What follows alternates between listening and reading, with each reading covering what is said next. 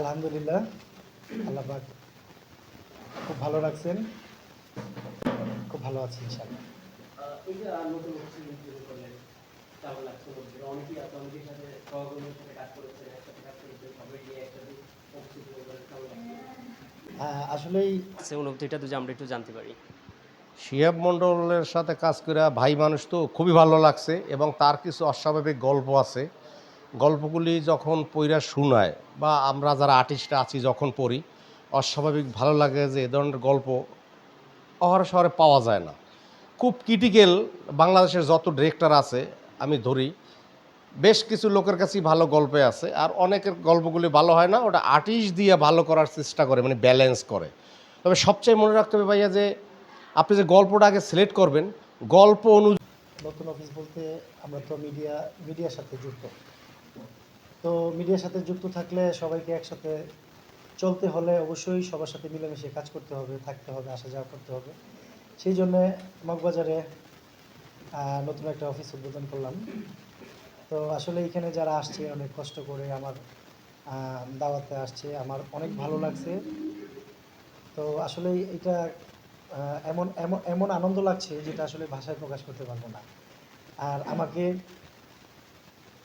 খুব ভালোবাসে বিদায় সবাই একসাথে হয়েছি। তো আশা করি আমরা সবাই মিলেমিশে কাজ করব। এটার জন্যই একক হওয়ার জন্যই একটা স্থান, হ্যাঁ, এখানে নেওয়া। এটা হচ্ছে মূল বিষয়। আপনার যে কন্টেন্টগুলো দেখি আমরা, একটু ইউটিউবের গল্প, স্কিট, সবাই নতুন মুখ নিয়ে কাজ করতে পছন্দ করি সব থেকে বেশি। সেই জিনিসটা নিয়ে কি আপনার কাছে বলা কি বলবো? আসলে কি, নতুন বলতে নতুনদেরও সুযোগ দেওয়া দরকার। নতুন পুরাতন যারা আছে সবাই একসময় নতুন থেকেই আসছে। অতএব নতুনের ইচ্ছা, আগ্রহ, তাদের চেষ্টা আছে ছিল বিদায়, হ্যাঁ, এখন ভালো অনেক পজিশনে আছে অনেকেই। অতএব যারা সুযোগ পাচ্ছে না তাদেরও চেষ্টা করছি, এবং যারা পুরনো আছে তাদের নিয়েও কাজ করছি। হ্যাঁ, মিলিতভাবেই ভালো কিছু করার চেষ্টা করছি সবাইকে নিয়ে। এমন কোনো শুটিং স্পটে কাজ করতে, যে নতুন যে কাজ করতে নিয়ে এমন কোনো প্রবলেম পড়েছেন, এমন কোনো হ্যাজব্যান্ডে পড়েছেন যে পারছে না, শিখে যেতে হচ্ছে, সেই জিনিসটা যদি আপনি একটু বলতেন। আসলে কি, যারা নতুন আর বাস্তব দুইটা কিন্তু ভিন্ন টাইপের জিনিস। অতএব দুইটা যেহেতু ভিন্ন, তো ওই সময় প্রাথমিক যে সাবজেক্টটা থাকে ওটা নার্ভাস ফিল সবার সবার বেলায় হয়। তো এরকম হয়েছে, অনেক হয়েছে, বাট কিন্তু কপালে কাজ উঠিয়ে নিয়ে আসছি, বা ওদের ইচ্ছা চেষ্টা সব কিছু মিলিয়ে গুছিয়ে নেওয়ার দায়িত্ব তো আমার থাকে। কারণ আমরা যখন শুটিং স্পটে যাই, একটা কন্টেন্ট তৈরি করার জন্য যদি যাই, সেখানে আমাদের একটা নির্দিষ্ট সময় থাকে। এই সময়ের ভিতরে এই কন্টেন্টটা অবশ্যই আমাদের বের করে নিয়ে আসতে হবে। অতএব শুধু আমার একা না, সাথে যারা কোয়ার্টিস্ট বা টেকনিশিয়ান, হ্যাঁ, অনেকেই থাকে। তো সবাই মিলিতভাবেই কিন্তু আমরা সহজভাবে কাজটা উঠায় নিয়ে আসতে পারি। নিজের প্রতিষ্ঠানে কাজ করবেন নাকি প্রতিষ্ঠানের বাইরে অফার পেলে কাজ করবেন? না, আমি তো আসলেই মূলত যেহেতু ডিরেক্টর, হ্যাঁ, এবং প্রযোজক, তো অতএব মূল আমার পেশাটা হচ্ছে এখন, আমি যে চিন্তা ভাবনাটা করছি সেটা হচ্ছে আমি ডিরেকশন দিচ্ছি, আগামীতেও দিব, নিজের জন্যও দিব, পরের জন্যও দিব। যদি ভালো গল্প হয়, ভালো কোম্পানি হয়, তো সব কিছু মিলাইয়া অবশ্যই আমি ভালো কিছু, হ্যাঁ, সব জায়গায় কথা বলবো বা সবার কাজ করবো আর কি, হ্যাঁ?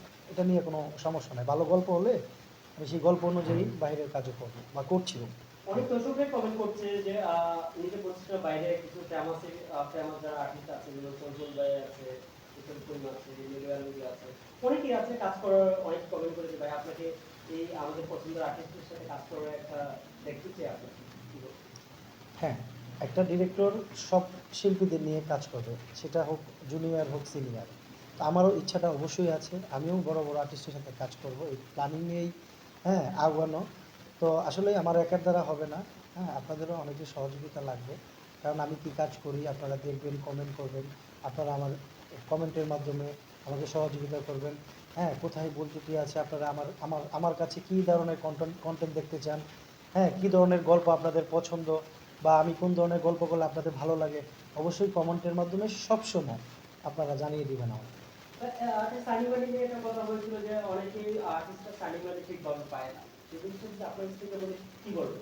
আসলে কি, নাটক, সেই অভিযোগটা আমরা দেখেছি যে বড় পর্যায়ে দেখেছি, মুভিও দেখেছি, নাটকও দেখছি যে পেমেন্টটা ঠিকভাবে ওনারা পায় না, যে পেমেন্টটা দেওয়া হয় এটা ঠিকভাবে পায় না, একদিন 2 দিন 4 দিন ঘুরে দেওয়া হয়। এমনও আর্টিস্ট আছে কাজ নাই, হাতে কাজ নাই, আপনাদের হাতের দিকে বসে থাকে, যে দিন এনে দিন খায় যেসব আর্টিস্ট আছে বর্তমানে, ওদেরকে নিয়ে কোনো পরিকল্পনা কি আছে নাকি? আর পেমেন্টের জন্য এই জিনিসটা ক্লিয়ার করবে। আসলে কি, আমি কারো কথা বলতে পারবো না, অনেক কিছু অনেক শোনা যায়, বাট আমি আমার সাবজেক্টটা বলবো। আমি আমার লাইফে মিডিয়াতে যুক্ত হয়েছি 2004 সালে প্রথম। ওখান থেকে আমার শুরু, আজ থেকে 21 বছর রানিং। অতএব মাঝখানে অনেক গ্যাপ গেছে সবারই।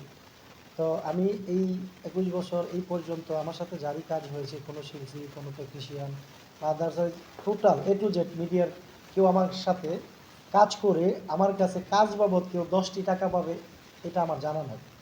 হ্যাঁ, তো আমি চেষ্টা করি সবসময়, আমি তখনই কাজ করি যখন আমি ফুল পেমেন্টটা নগদ পে করতে পারি। হ্যাঁ, এবং আমি সবসময় স্পট পেমেন্ট করি। আমি কাউকে বিকাশ, নগদ, পরবর্তীতে অফিস, অমুক তমুক এগুলা আমার দ্বারা এখনও হয়নি, আল্লাহ পাক যেন এখনও না করায়। এই জন্য সবাই আমাকে আলাদাভাবে, আমি যতটুকু জানি, পছন্দ করে, ভালোবাসে। আমি ডাক দিলে চেষ্টা করে আমার কাজটা আগে করার জন্য, এটা আমার বড় একটা পাওয়া। পরিকল্পনা কি আছে যে নাটক থেকে আমার সিনেমায় যাওয়ার পরিকল্পনা? হ্যাঁ, হ্যাঁ, অবশ্যই।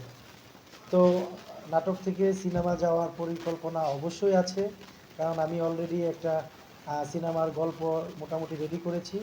হ্যাঁ, তো সেটা হচ্ছে এটার গানও রেডি করেছি, আইটেম সং সহ।